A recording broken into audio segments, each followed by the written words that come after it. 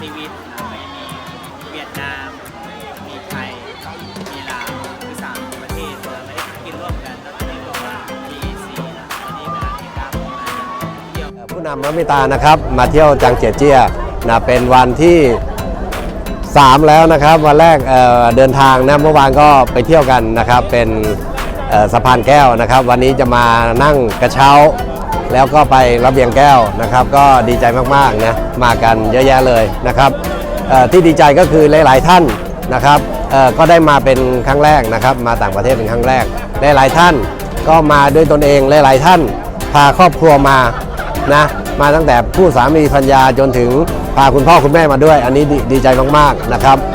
ก็เราพยายามที่จะตอบแทนนะครับผู้นำของเรานะครับในเชิงของการท่องเที่ยวนะครับนอกเหนือจากรายได้นะก็อยากจะบอกนะครับทุกท่านนะว่าอยากจะพาไปเที่ยวต่างประเทศนะครับเพราะว่าบางครั้งเนี่ยเราจะรู้สึกว่าเราทำงานเนี่ยบางครั้งมันจะติดขัดนะการที่ได้ไปต่างประเทศนะครับมันเป็นการพลิก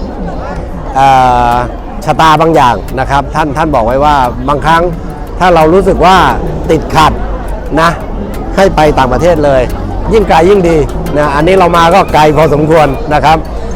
กลับไปก็จะได้เกิดโชคต่างๆเข้ามาตลอดเวลานะครับเราพยายามจัดอย่างน้อยนะครับปีละครั้งไปต่างประเทศกันไกลๆนะครับอาจจะมีใกล้ขึ้นมานิดนึงก็จะได้สักปีละ2 ครั้งนะเสร็จจากทริปนี้นะครับเรายังมีทริปเกาหลีเรายังมีทริปที่ไกลออกไปอีกก็คือมอสโก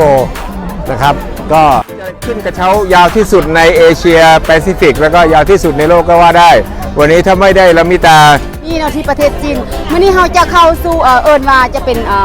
ประตูสวรรค์ที่ว่าหลายๆคนมีความใฝ่ฝันอยากจะไปเนาะข้อส่วนเชิญเลยเด้อทีมงานรัมิตาของเราถ้าอยากไปเที่ยวđi vui chơi du lịch ở tại Trung Quốc Bắc Kinh thì trong chuyến đi này thì chúng tôi rất là vui trong suốt cái ทางเฮาเบิ่งแล้วก็รูดดึงเนาะให้ดีใจมากนะครับได้มาเที่ยวประเทศจีนนะครับตรงนี้คือจางเจียนเจี้ยนะครับตรงนี้ที่เราอยู่นี่คือเป็นสะพานกระจกนะครับที่ยาวที่สุดในโลกนะครับ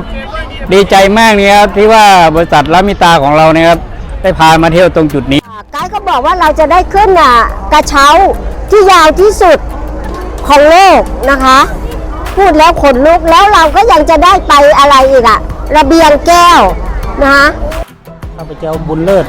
เป็นว่าตัวแทนของเมืองคำเกิดเขงบุรีคำไซเนาะมื้อนี้รู้สึกภาคภูมิใจเป็นอย่างยิ่งที่ว่าบริษัทรัมิตาประเทศที่ก็คือว่าเป็นทำอิฐ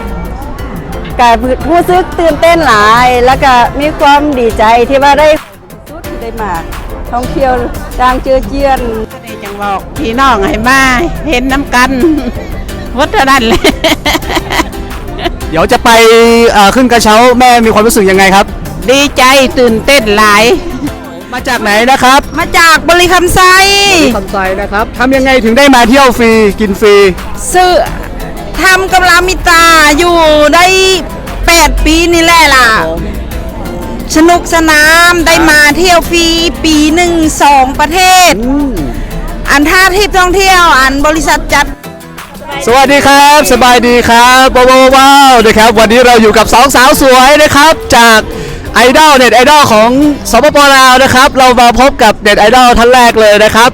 คุณเอื้อยอะไรครับสีบังออนคุณนิสัยเย้ครับผมท่านต่อไปครับสุริสาจ้าตอนนี้เราอยู่ที่ไหนครับอยู่ประเทศจีนจางเจียงเจี้ยวันนี้เราอยู่วันที่เท่าไหร่แล้วครับวันที่3วันที่3นะครับ วันที่3อาจจะตื่นเต้นนิดหน่อยเนาะเพราะว่าเดี๋ยวเราจะไปท้าความเสียวกันข้างบน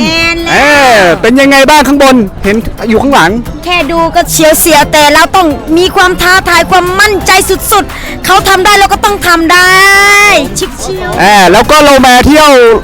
ยวที่จางจีเจี้ยงเนี่ยเรามาทำยังไงบ้างครับเราถึงได้มาได้ครับเราต้องพิชิตทริปของบริษัทลามิต้าค่ะตอน ก่อนอื่นต้องเข้าเป็นสมาชิกของบริษัทลามิต้าเนาะเพราะว่าลามิต้าจะพาเฮาเที่ยวจะพาเฮารวย และจะพาเฮาก้าวไปข้างหน้ารวยไปพร้อมๆกันเนาะและที่สำคัญก็คือทริปต่อไปเนาะเฮาจะมีทริปพิเศษกรุงมอสโกที่ประเทศรัสเซียเนาะ หยุดเขาบอกว่ามีอันของเกาหลีอีกเมนบอเดือนสี่ อ๋อเมนมีเที่ยวเกาหลีเดือนซีเนาะสำหรับท่านไหนที่ว่าอยากจะมาเที่ยวคือพวกเขาแบบมวนๆแบบเป็นกลุ่มจังซี่เนาะก็สามารถติดต่อเข้าหาจูเฮาได้เนาะว่าเฮ็ดจังไดจึงจะได้มา กันครับวันนี้สนุกสนานมากกับกระเช้าลอยฟ้านะครับไกลสุด7 กิโล 7.4 กิโลเมตรนะครับผมครับเชิญท่านประธานเลยครับเชิญ ครับผมก็ดีใจมากๆนะครับที่ได้พาทีมบริหารแล้วก็คณะผู้นำพร้อมกับครอบครัวของชาวละมิตานะครับมาที่จังเจียเจี้ยครับ โอ้วันนี้ก็เป็นครั้งแรกในชีวิตนะครับที่เราเคย